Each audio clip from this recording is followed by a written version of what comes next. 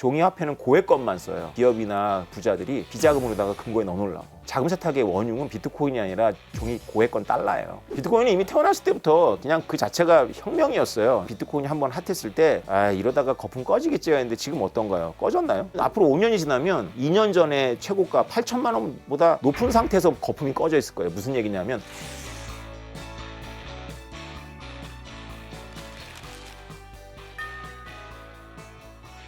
네, 저는 오태민입니다. 2014년 2월에 우연히 비트코인을 발견하고 그때부터 비트코인 관련해서 강의하고 프로젝트도 진행하고 책 쓰고 있습니다. 제가 외국어 공부 차원에서 외국 미디어를 보고 있었는데요. 갑자기 비트코인 얘기가 나오는데 민간인들이 화폐를 만들어서 서로 교환을 하냐 그렇게 호기심을 가졌습니다. 그래서 공부를 하다가 이게 내가 섣불리 단정 지을 수 있는 내용이 아니구나. 사토시 나카모토라는 그 필명으로 쓴 8장짜리 뒤에 어펜딕스 합치면 이제 9장입니다. 굉장히 그 지적이고 그리고 문장이 너무 좋았고 무엇보다 이게 그냥 단지 컬트적이고 소수가 얘기하는 게 아니고 외국의 진지한 학자들도 탐구를 하는 내용이더라고요. 사토시 나카모토라는 필명의 주인공을 저는 할핀이라는 개발자라고 보고 있습니다. 할핀이라는 분은 2004년도에 엑스트로피라는 잡지에 기고를 하기 시작했어요. 엑스트로피라는 잡지는 실리콘밸리 중심으로 진짜 소수가 보는 잡지인데요. 어떤 상상이든지 아무 상상이나 올리는 겁니다. 근데 국가가 건들지 못하는 돈에 대한 아이디어를 할피니를 비롯해서 여러 사람이 계속 공부를 합니다. 비트코인이라는 그 구체적인 완성된 기술은 못 만들어냈지만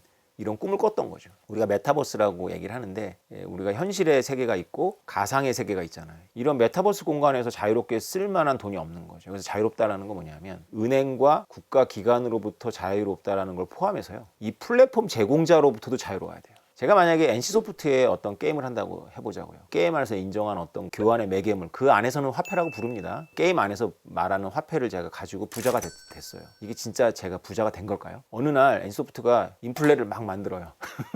혹은 게임을 접어요. 상업성이 없어서 접어. 그러면 제 자산이 다 없어지죠. 제 그동안의 눈물과 땀과 노력이 다 없어집니다. 그 회사로부터 자유로운 자산을 못 만들어낸 거예요. 옛날 프리체리라는 게 있었는데 거기다 저도 사진 올렸거든요. 우리 아이들 사진 다 없어졌어요. 서버가 없어졌어요.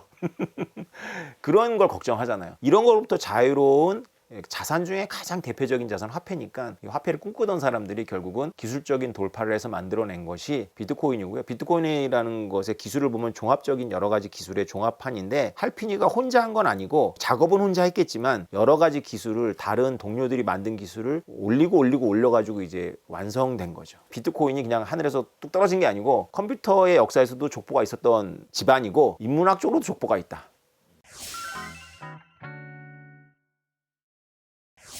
비트코인의 속성이 그 매력적인 부분이 여러 가지가 있는데요. 가장 중요한 거는 이제 인터넷 시대에 걸맞는 결제 시스템이 없었거든요. 인터넷이라고 하지만 우리가 이메일처럼 돈을 보낼 수는 없잖아요. 근데 비트코인은 이메일처럼 보낼 수가 있습니다. 그리고 두 번째는 이제 달러 이야기를 많이 하는데 달러는 우리가 늘 연준 의장의 입을 쳐다보잖아요. 이자율에 따라서 내 자산의 포트폴리오를 바꿔야 되나 이런 고민을 늘 해야 되는데 비트코인은 그렇게 우리가 쳐다볼 연준 의장이 없다는 것이 매력적이죠. 사실은 좀 말도 안 되는 현상이기도 합니다. 발행자도 누군지 모르고 국가가 보증하는 것도 아니고 그 자체로 가치물도 아닌데 그게 굉장히 고액으로 거래되고 장기적으로 우상향하잖아요. 그래서 사람들은 이걸 무시하고 싶은데 왜 이렇게 격한 반응을 보이냐면 뭔가 자기가 선택을 해야 되는데 선택을 안 하는 것에 대해서 계속 대가가 있거든요. 그러니까 5년 전에 선택 안 한 거에 대가가 지금 오거든요. 그럼 지금 이 순간에 뭔가 선택을 해야 되는 생각이 들겠죠. 그래서 사람들이 선택하는 간단한 방법은 아주 유명한 사람이라든가 자신들이 팔로우할 수 있는 사람의 의견을 추종하는 거죠. 근데 그분들이 대체로 비트코인에 부정적이에요. 특히 경제학자들이 비트코인 튤립이다 이렇게 말을 하잖아요. 근데 제가 튤립이라고 주장하는 분들한테 꼭 하는 말이 있어요. 튤립같이 별로 가치도 없는 것이 튤립 한 뿌리가 뭐 집 몇 채 값, 마차 몇 회 값에 거래되다가 사람들이 모두 망했다 이런 이야기잖아요. 그래서 봤냐고 제가 물어봐요. 그럼 사람들이 당황하죠.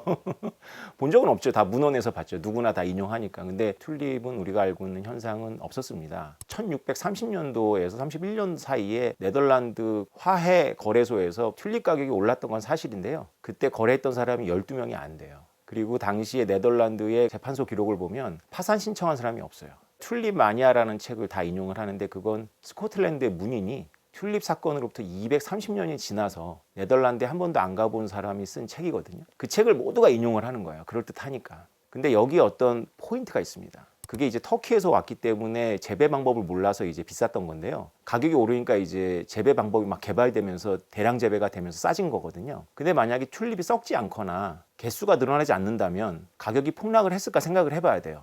근데 우리가 비트코인 현상을 통해서 공부한 바에 의하면 이렇게 과감하게 단정할 수 있어요. 영국을 흔들었던 남해 회사 사건, 그 우리가 흔히 뉴턴도 실패했다는 건 미시피 회사도 아니고 튤립도 아닙니다. 남해 회사 사건인데 그런 건 경영자들이 속이거나 회계 장부를 조작한 거예요. 근데 만약에 진짜로 튤립같이 모두가 아는 것이 썩지도 않고 더 많이 늘어나지도 않는다면 가격이 올랐다가 그렇게 떨어지지 않았을 거예요. 그리고 계속 가격이 올라갔을 가능성도 있습니다. 비트코인은 썩지도 않고 개수가 늘어나지 않기 때문에 어떤 유의미한 가격이 올라가면 그렇게 우리가 생각하는 것처럼 없어지질 않는 거죠.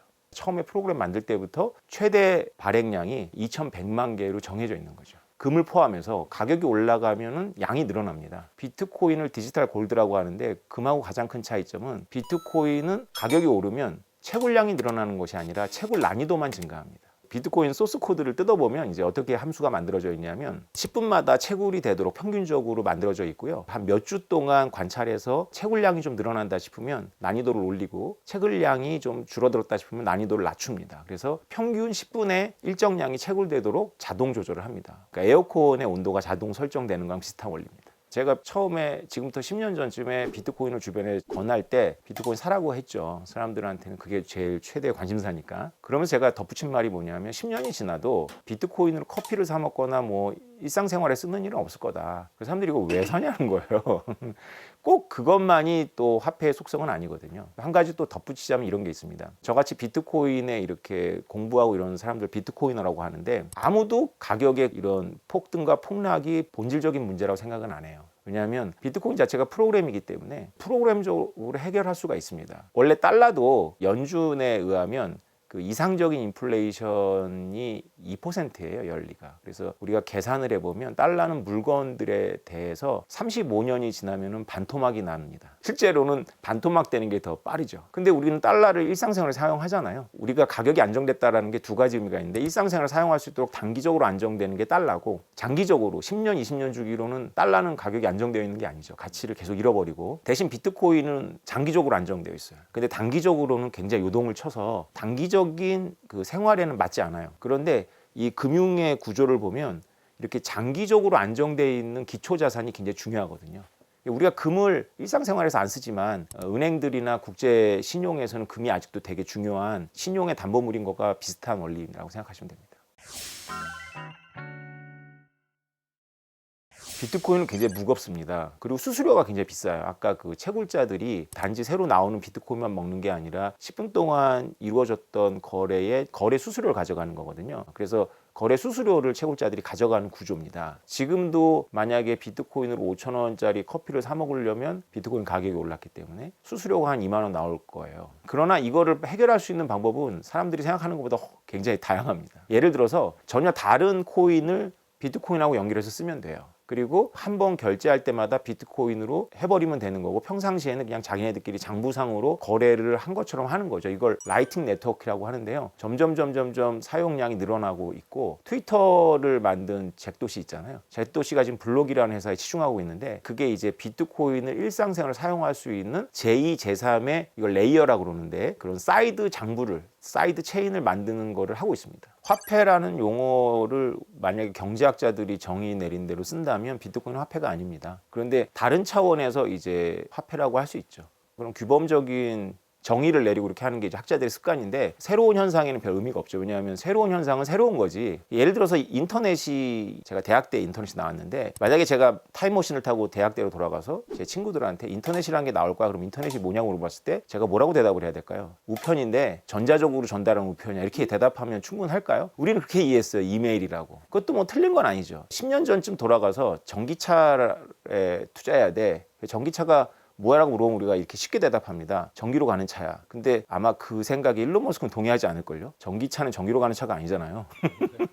그게 다가 아니다라는 의미이기도 하고 전혀 다른 거죠.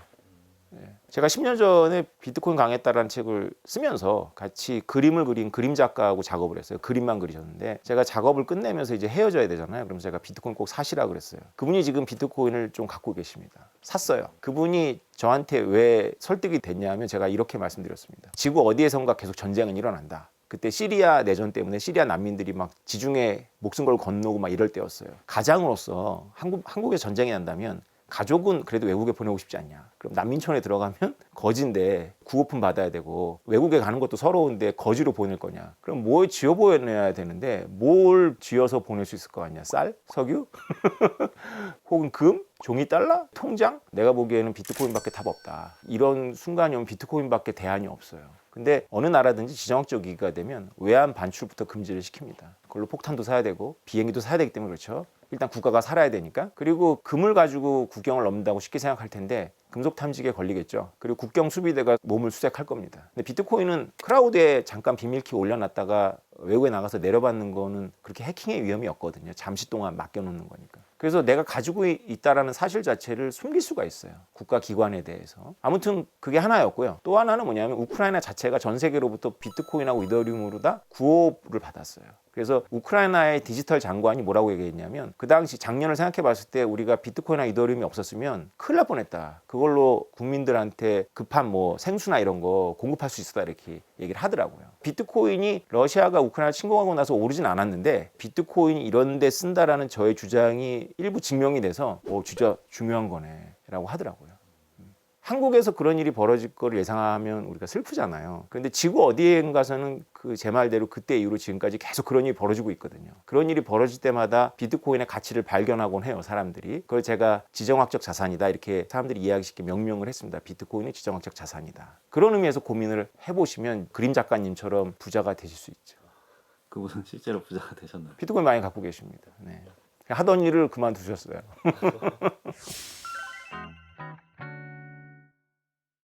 달러 시스템에 대해서 잘 모르시는 분들은 비트코인에 대해서 이렇게 설명을 하면 이렇게 반론을 해요. 미국이 달러 패권에 도전을 가만 놔두겠냐? 절대 가만 놔두지 않는다 이렇게 얘기를 하더라고요. 그래서 가장 큰 오해는 미국이 만능이다라는 오해가 하나 있고요. 두 번째 오해는 달러 패권이 미국에게 무조건 유리하다라는 오해가 있더라고요. 경제학자들, 특히 거시경제에서는 달러 패권이라는 말 안 써요. 거의 쓰는 걸 못 봤고 기축통화 부담이라는 말은 써요. 기축통화 국가가 부담을 집니다. 대표적으로 어떤 부담을 지냐면 무역 적자를 계속 내야 돼요. 미국의 빚인데 어떻게 만들어지는 빚이냐면 무역 적자를 통해서 만들어집니다. 외국의 귀한 자원과 외국의 귀한 노동력을 미국은 종이에다가 잉크로다가 인쇄해서 증발한다 이렇게 표현을 합니다. 그러면 미국은 공짜로 얻는 것 같잖아요. 너무너무 좋겠죠, 그죠? 근데 잃어버리는 게 큽니다. 미국은 뭘 잃어버리냐면 일자리를 잃어버리고 있죠. 그게 50년, 60년 동안 진행이 됐습니다. 처음에는 철강을 잃어버렸고 자동차를 잃어버렸고 반도체를 잃어버렸죠. 다 고등학교만 나오고 그렇게 고학력이 아닌 사람들이 정년을 보장받으면서 좋은 월급을 받고 복지시설을 받으면서 일할 수 있는 대기업, 제조업입니다. 그런 일자리들을 계속 잃어왔어요, 미국이. 산업주에서부터. 그 주들은 산업시설이 100년 전부터 들어온 곳이기 때문에 민주당의 텃밭입니다. 노조가 강하거든요. 할아버지가 민주당원, 아버지가 민주당원인데 아들이 공화당의 트럼프를 찍는 기현상이 발생했어요. 2016년도에. 그걸 트럼피즘이라고 합니다. 트럼프 대통령의 아젠다를 쭉 뽑으면 뭐냐 하면 미국이 무역 적자를 내지 않겠다는 거거든요. 미국이 무역 적자를 안 내면 달러는 패권이건 패권이 아니건 기축통화를 쓸 수가 없습니다. 근데 이걸 사람들이 오해를 해요. 달러 패권하고 달러가 강하다는 거하고 잘 사람들이 혼동하는데 아무튼 달러 가격은 더 오르겠죠. 왜냐하면 희소해지니까. 그러나 무역의 결제 수단, 모든 나라가 결제의 기축통화로 달러를 쓰는 시대가 그렇게 오래 안 남을 수도 있어요. 미국 대선이 어떻게 되느냐에 따라 달라질 수 있겠죠. 근데 바이든 정부가 들어오고 나서 트럼피즘에서 180도 선회했냐? 제가 보기엔 아니에요. 만약에 달러가 기축통화인 상태에서 미국이 더 이상 달러를 뿌려주지 않고 회수하거나 아니면 그냥 양을 늘리지 않으면 모든 나라의 유동성 위기가 옵니다. 그래서 대체적인 결제 수단을 찾아야 돼요. 방법이 없잖아요. 달러가 부족했던 유럽이 어떤 방법을 선택했냐면 결제동맹이라는 걸 만들었어요. 미국의 양해 하에. 우리가 달러가 부족하니 니네가 마샬 원조 정책으로 준 달러가 있긴 하지만 그건 너무 아껴 써야 되니까 우리 유럽 안에 있는 나라들 간에는 장부상으로만 달러로 결제하고 왜냐하면 이쪽에서 줄 돈도 있고 받을 돈도 있잖아요. 그래서 정기적으로 털게 라고 한 거여서 미국이 그렇게 해라 그렇게 한 거죠. 그게 바로 결제동맹입니다. 그 결제동맹이 점점 커져서 우리가 알고 있는 오늘날 유로가 된 거예요. 그래서 전 세계가 실제로 달러를 쓰지 않고 회계 장부상 달러를 적으면서 실제로 달러는 쓰지 않을 수도 있어요. 그런 여러 가지 방법이 있습니다. 우리는 이자율이 전 세계에서 기축 이자율이 사실은 중앙은행이 상업은행한테 돈을 꿔주거나 지불준비금을 기준 미만으로 보유했을 때 벌금을 매기는 게 기준 이자율이거든요. 그거를 연준 의장이 발표합니다. 우리가 알고 있는 그 기준 이자율인데요. 금융이라는 게 단순하지 않아요. 지금까지 우리가 이 살아오면서 70년 동안 굉장히 중요한 금융의 기초가 하나가 있는데 그게 뭐냐면 사채 시장이었어요. 그러니까 국제적인 사채 시장이 있습니다. 그걸 점잖은 말로 유로 달러라고 합니다. 사람들이 이해하기 쉽게 말씀드리자면 우리나라도 은행이 있었지만 명동 사채 시장이 건재했었거든요. 그래서 대기업들도 급전이 필요한 명동 사채 시장에 가서 사채를 발행한다거나 아니면 급전을 땡기거든요. 우리나라 삼성 같은 데도 런던에다가 지부를 세우고 급전이 필요하면 유로 달러를 끌어다 썼어요. 이 유로 달러의 규모가 점점 커집니다. 그러니까 유로 달러는 연준의 영향을 받지 않아요. 왜냐하면 미국 바깥에 있는 달러 뭉치예요. 그래서 이 유로 달러가 기준금리를 만듭니다. 그걸 리보라고 하는데요. 런던에서 활동하고 있는 세계 최고의 은행들이 서로 하루씩 빌려주는 달러의 이자율을 정합니다. 이걸 1일물이라고 합니다. 하루씩 왜 빌려주냐면 이건 은행들이 꾸는 건데요. 지불 준비금을 갖다 넣어야 되는데 안 넣으면 벌금을 받는데 다른 은행한테 남는 돈을 꾸면 이자가 있을 거 아닙니까? 그 차액만큼 이익이면 가져다가 메꾸는 거죠. 그래서 이자율이 되게 낮죠. 왜냐하면 신뢰도도 높고 하루물밖에 안 되니까. 근데 금융위기가 오면 이 1일물도 치솟습니다. 잘 생각해 보시면 아시겠지만 실제로 달러가 같은 런던 시티에 있어도 움직이지 않아요. 트럭에다 달러 넣어가지고 보내지 않습니다. 왜냐하면 장부상으로만 하는 거예요. 그래서 완전히 위험이 없진 않아요. 어느 은행에 부도가 나면 거기다가 1일물을 빌려줬던 은행도 부도의 여파를 받습니다. 근데 비트코인은요 실제로 가요. 비트코인은 이런 은행들 간의 담보 자산을 사용할 가능성이 높다고 저는 보는데 실제로 하루 동안 보냈다가 다음날 받을 수가 있어요. 무슨 얘기냐면 한 은행이 달러가 필요해서 비트코인 갖고 있는 걸 다른 은행에 주고 담보물로 달러를 가져다가 쓰고 갚을 때 달러 주고 비트코인 다시 받는 거죠. 근데 비트코인은 실제로 빛의 속도로 움직이니까 굉장히 가치가 높은데 거리와 상관없이 이동을 하는 거예요. 주인이 바뀝니다. 하루 동안. 이런 자산이 없었죠. 금도 이렇게 못해요. 다 장부상으로만 하는 거죠. 제가 대학원에 특수대학원에서 강의를 하는데 첫날 하는 그 퍼포먼스가 하나 있습니다. 제가 여러분들한테 하나 보여드릴게요. 여러분들이 안 갖고 있는 걸 저만 갖고 있는 희귀본을 보여드릴게요 하고 1,000원짜리를 꺼냅니다. 가지고 있는 분 손 들어보세요 하면 없어요. 실제로 1,000원짜리 안 갖고 있습니다. 머릿속에만 아마 있을 거예요. 1,000원짜리는 5만 원짜리는 간혹 있는데 1,000원짜리 안 갖고 있어요. 실제로 통계를 보면 그런 저가의 종이화폐는 국제적으로 안 쓰입니다. 종이화폐는 고액 것만 써요. 용도는 뭐냐면 기업이나 부자들이 비자금으로다가 금고에 넣어놓으려고. 그 자금 세탁의 원흉은 비트코인이 아니라 종이 고액권 달러예요. 우리나라로 따지면 5만 원짜리. 아무튼 우리는 이미 디지털 화폐 시대를 산 지 꽤 됐어요. 우리가 카드로 결제하고 온라인 뱅킹하는 게 다 디지털 화폐잖아요. 그래서 사실 변하는 게 별로 없어요. 일상생활에서는.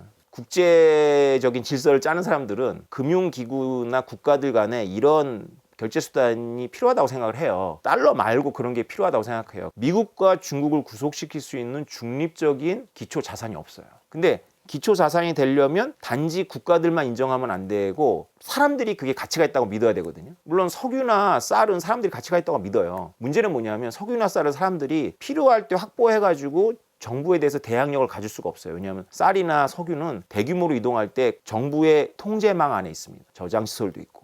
근데 비트코인은 개인이 그런 국가기관이나 중앙은행에서 대항력을 갖고 있거든요. 제가 비밀키를 갖고 있기 때문에 저를 데려다가 고문하지 않는 한 토해내지 않을 수도 있어요. 이런 질서가 필요한 거예요. 결정적일 때는. 비트코인은 순전히 엘리트들이나 국가기관이 방치한 상태에서 밑에서부터 올라온 에너지이기 때문에 비트코인을 금융기업이나 국가들이 선택을 하면 사람들이 이거를 사주기 때문에 그런 중립적인 질서가 될 수 있어서 중요한 은행들 간의 일일물 결제 수단으로 가능성이 매우 높습니다. 골드만삭스가 2014년도에 비트코인 보고서를 냈습니다. 그리고 일본은 정치권에서 법적인 결제 수단으로 인정을 했습니다. 미국이 문제인데 세계 금융의 그래도 가장 그 허브가 뉴욕 월가니까 이 월가에 뭐 JP모건이나 골드만삭스나 뭐 이런 게 문제잖아요. 우리가 그 수장들의 발언을 보면 예외 없이 계속 비트코인에서 부정적인 메시지를 냈습니다. 공부는 하는데 계속 부정적이었어요. 저는 이걸 어떻게 해석했냐면 그들이 알고 있는데 자기들이 준비가 안 된 거예요. 완전히 파악이 덜 된 거죠. 워낙에 이 비트코인이 기존의 레가시라고 하는데 레가시 금융기업의 입장에서 보면 이게 괴물이거든요. 어떻게 다뤄야 될지 상당히 난감해요. 그러니까 자기네들이 준비될 때까지 일반인들이 너무 이거를 하면 안 되니까 부정적으로 계속 발언을 한 거죠. 그러면서 또 계속 태스크포스 팀 만들어가지고 계속 연구하고 실험했어요. 지금이 어느 시점이냐면 자신감을 얻었어요. 그 결과물이 바로 지지난달에 블랙록 세계 최대 자산운용 블랙록이 미국 증권감독위원회 SEC에 비트코인 ETF를 신청했죠.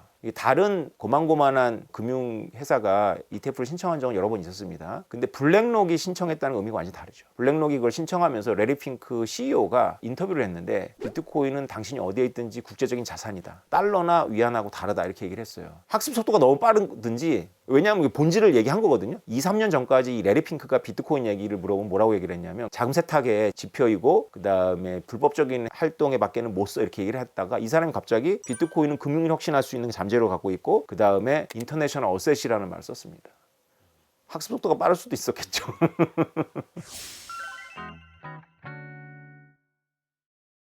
금융의 중심에 있던 그런 주류의 인물들은 코인의 어떤 점을 제일 두려워했던 걸까요?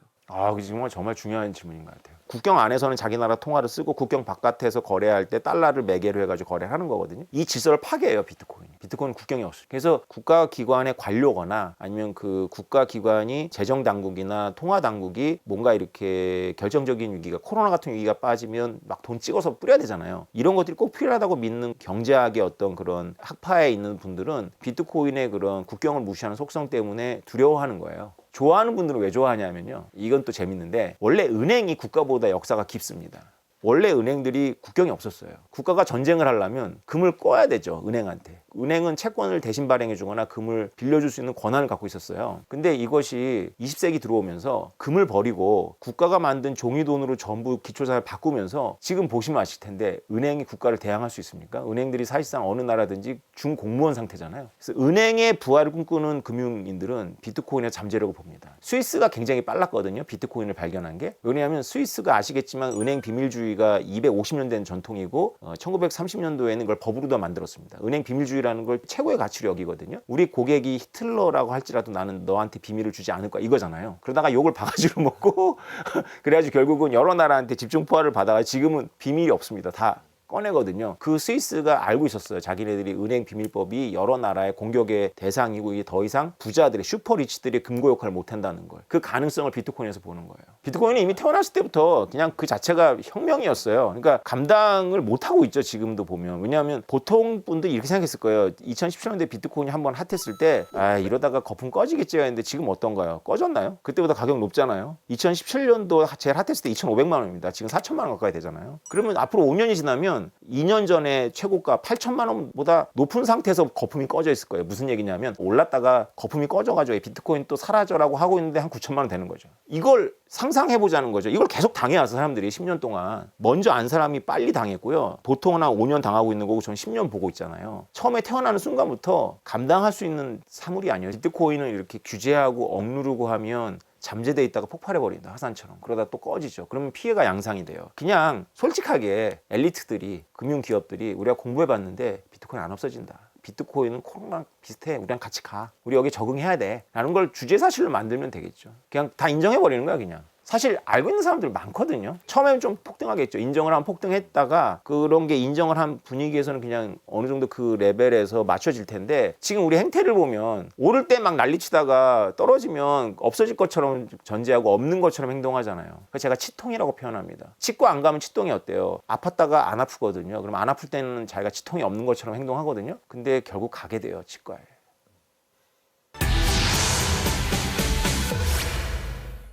비트코인이 없어지지 않는다는 걸 증명을 할 때마다 비트코인 폭발했습니다. 관련이 있습니다. 최고 30배, 30%가 아닙니다. 최고 30배, 최저 20배까지 올랐다가 폭락했어요. 제 사례를 말씀드릴게요. 저는 2014년도에 제가 가지고 있는 전 재산을 비트코인을 샀는데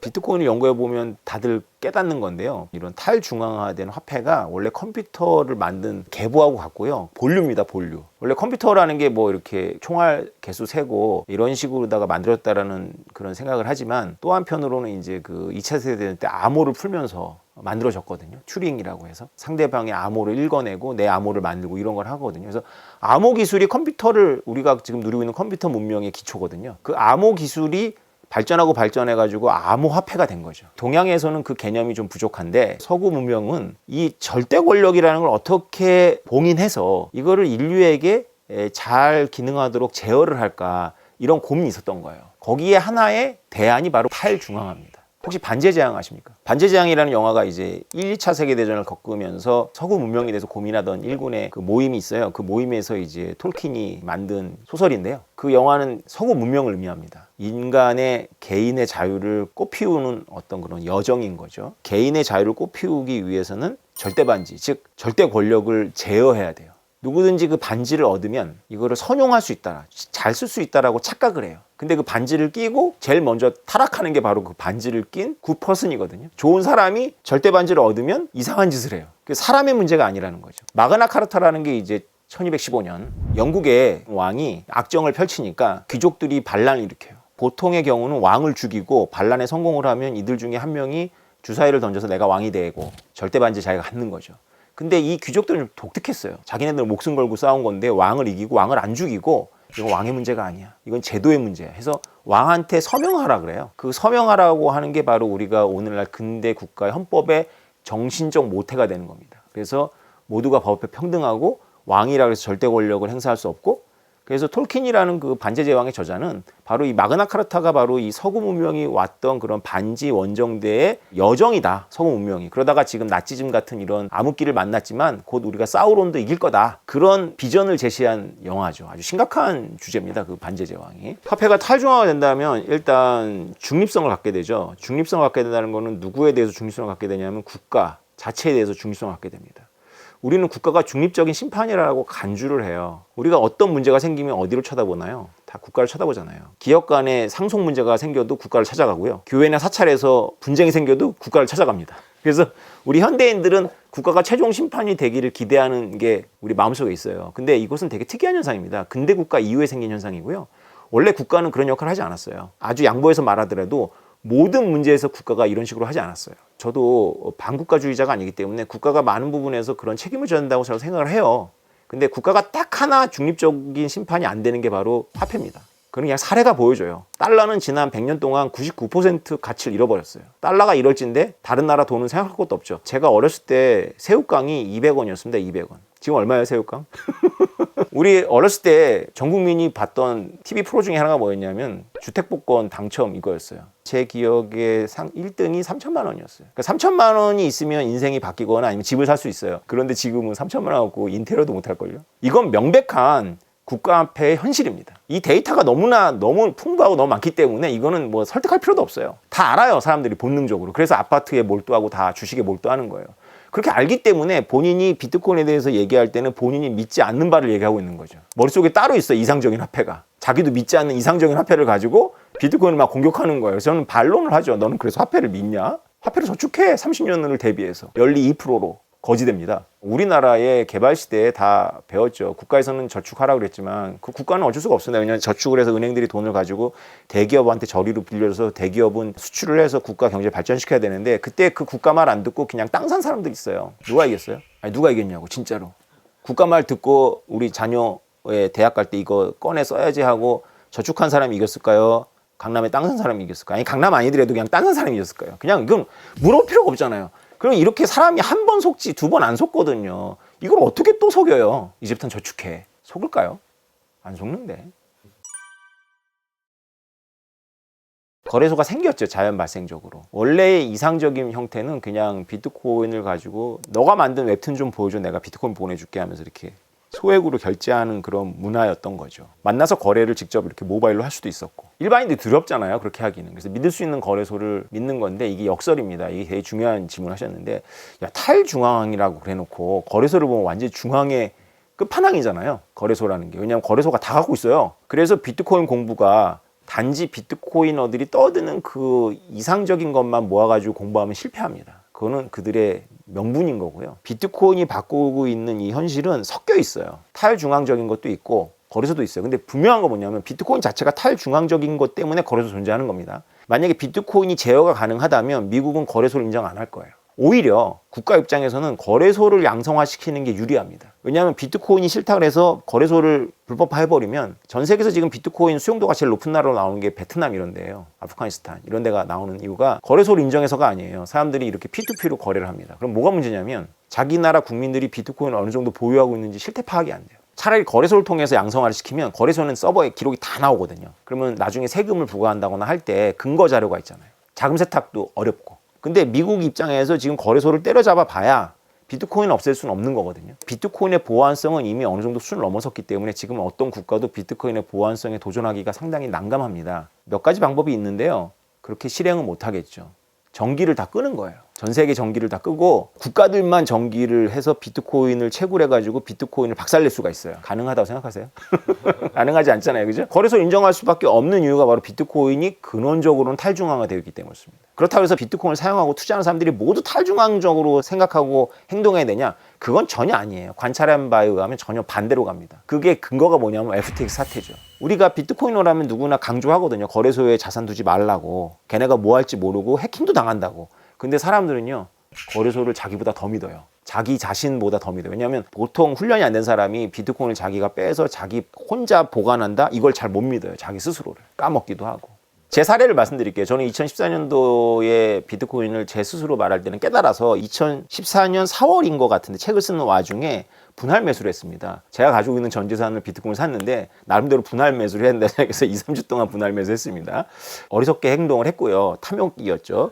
그리고 이제 몇 달 있다가 반토막이 났어요. 반토막이 난 상태에서 2년 반을 갑니다. 본전을 회복했을 때 이제 기다리고 있던 제 아내가 상당 부분을 이제 뜯어갔죠. 뭐 여러 명분으로. 이렇게 되기 쉽습니다. 비트코인이. 그래서 현명하게 행동을 하셔야 되는데요. 일단 제일 현명하지 않은 것은 뭐냐면 비트코인이 없어질 거다. 정부가 막아줄 거야. 비트코인 사는 사람들은 다 망할 거야라는 그런 이야기를 계속 머릿속에서 무한 반복하면서 이 중요한 현상을 외면하는 겁니다. 그래서 아예 안 사는 게 제가 보기엔 가장 현명하지 않은 것 같아요.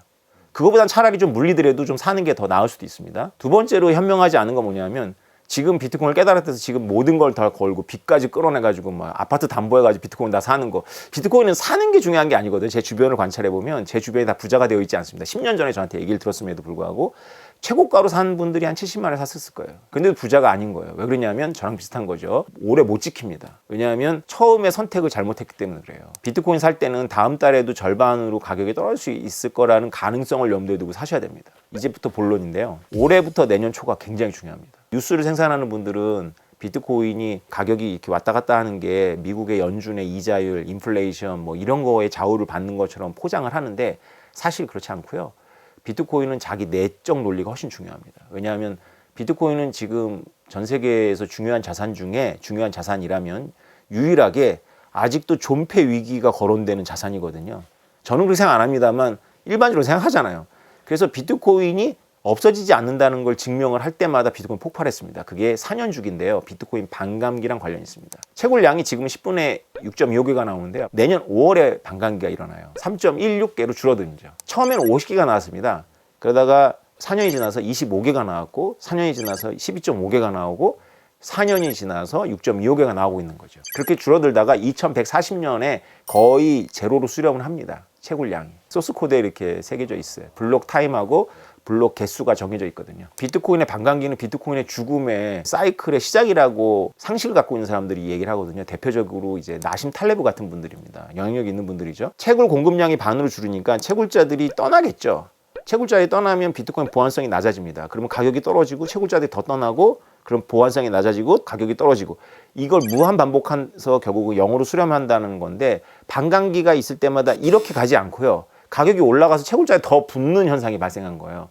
그걸 확인할 때마다 가격이 오른 거거든요. 지금까지 반감기 때마다 최고 30배, 30%가 아닙니다. 최고 30배, 최저 20배까지 올랐다가 폭락했어요. 대충 그 곡선을 그리거든요. 지난 코로나 때가 좀 예외적이었고 그래서 이번에 다들 기대를 해요. 아, 이번에도 그러면 한 10배는 오르겠구나 생각을 하는데 자, 이게 포인트입니다. 모두가 기대하는 잔치상에 먹을 게 과연 있을까? 이런 생각이 좀 들고요. 그래서 좀 선방형 될 수가 있다. 그래서 지금이 저점이다라는 것은 저만 그렇게 생각하는 건 아닌데 이것도 자신이 사실 없어요. 다음 달에 또 폭락할 수 있는데 지금이 괜찮은 가격이다. 그리고 내년 초가 주목할 만한 시기다. 보통 반감기 이후에 반영이 됐는데 반감기 전에 선방형 되고 반감기 때는 그냥 떨어지거나 아니면 그냥 별일 없이 갈 가능성이 높지 않을까 이렇게 보고 있습니다. 반감기가 내년 5월이니까 참고하셔가지고 과거의 차트 보시고 판단하시면 됩니다.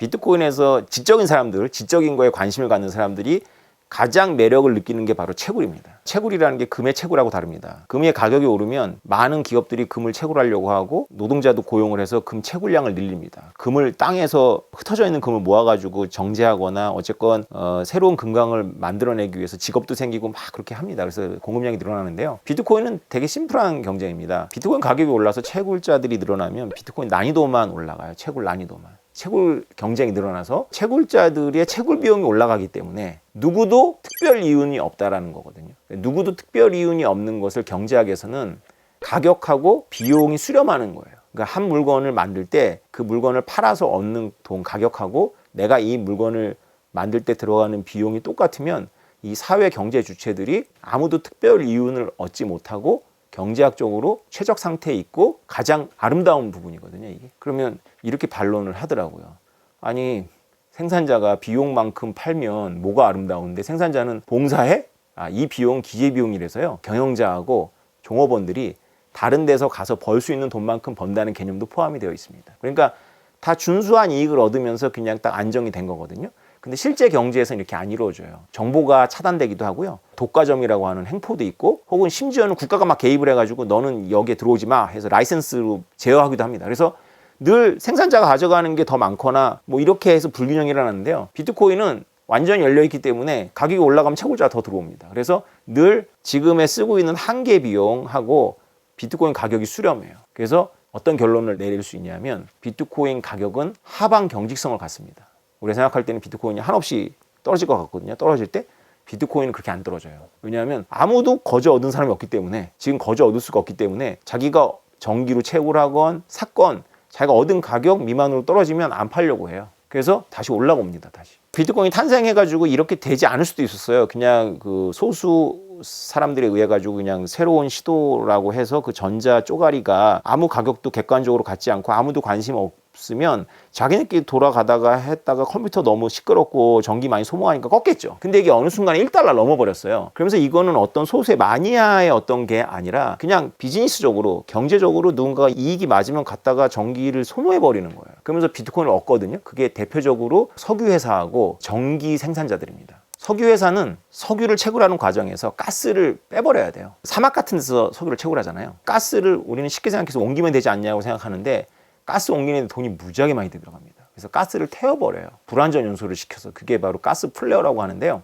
비트코인 채굴이라는 거는 위치에 영향을 받지 않거든요. 그냥 인터넷만 되면 돼요. 석유 채굴업자가 엑손이 이걸 하고 있는데 석유 채굴하면서 버리는 그 메탄이거든요. 메탄은 지구 온실 효과가 이산화탄소의 50배입니다. 그 메탄을 태우면 그래서 전기 발전을 시키고 이 전기를 버려야 되는데 이 전기를 가지고 비트코인 채굴을 해서 비트코인 얻고 이 메탄을 CO2하고 수증기로 바꾸면 수증기를 많이 모으면 또 그런 사막에서는 이거를 또 먹는 물로는 못 쓰지만 또 기계를 시킨다거나 이런 물로 쓸 수가 있거든요. 너무 좋은 거예요. 석유업자는. 최근에는 이게 상식이 되었습니다. KPMG라고 전 세계 최고의 회계법인에서 비트코인 채굴이 ESG, 환경과 뭐 사회 뭐 이런 거에 맞다라는 그런 보고서가 나왔어요. 거기에 이 얘기가 다 들어가 있습니다. 실제로 엑슨모빌 얘기도 나오고 그래서 이런 재생에너지 전기 발전하고 너무 궁합이 잘 맞죠. 저처럼 이제 직업적으로 비트코인을 연구하려면 진짜 공부할 내용이 너무 많습니다. 소스 코드도 한번 쭉 봐야 되고 금융제도라든가 자금 세탁에 관련한 이제 규제라든가 이런 거 다 봐야 되죠. 근데 일반인들이 비트코인을 이해하려면 그 정도까지 할 필요는 없을 거고요. 비트코인은 여러 측면하고 관련이 있는데 경제학자들의 의견을 귀담아 들을 필요는 없다. 이 화폐라 그래서 경제학이 답을 줄 것 같잖아요. 오히려 경제학이 제일 멀다. 아마 비트코인을 인정하는 맨 마지막 사람들이 될 거예요. 경제학자들이. 그 바로 직전 사람들이 정치학자들. 정치학자들은 국가를 너무 중요한 플레이라고 생각하죠. 그래서 비트코인은 국가를 무시하고 나왔기 때문에 이걸 인정을 못하는 거고요. 경제학자들은 화폐가 국가하고 관련 있거나 아니면 그걸 인정하지 않는 근본이론자들은 그만 관련이 있어야 되는 거고 나머지 생각 못 하는 거예요. 이 두 가지 학과의 지식인들을 빼놓고는 또 이렇게 각 분야별로 좋은 얘기 많이 합니다. 좋은 책들이 여러 개 나와 있으니까 책들을 보시면서 비트코인에 대한 기본적인 개념들을 익힌 다음에 비트코이너들이 하는 말을 다 믿으면 안 되고요. 그건 하나의 주장인 거고 그것이 현실에서 어떤 형태로건 간에 변형이 될 거예요. 그렇다고 해서 비트코인을 저주하는 주류 지식인들의 말을 믿어야 되냐? 그러면 절대 안 됩니다. 그들은 계속 틀려왔어요. 노벨 경제학상을 받은 분들이 있어요. 그리고 그들의 말을 신주단지처럼 떠받드는 분들은 믿으면 안 돼요. 비트코인은 세상에 나온 지 14년이 되었고요. 처음부터 비트코인은 지금의 시스템으로서는 존재하면 안 되는 거였습니다. 존재하면 안 되는 것이 14년 동안 존재하고 있다는 것은 이것을 존재하지 않도록 해야 될 주체들이 방법을 못 찾았다는 이야기거든요. 앞으로도 방법을 못 찾을 겁니다. 그래서 비트코인은 여러분 곁에 있습니다. 여러분이 비트코인에 대해서 어떻게 적응할 거냐의 문제만 남아 있죠.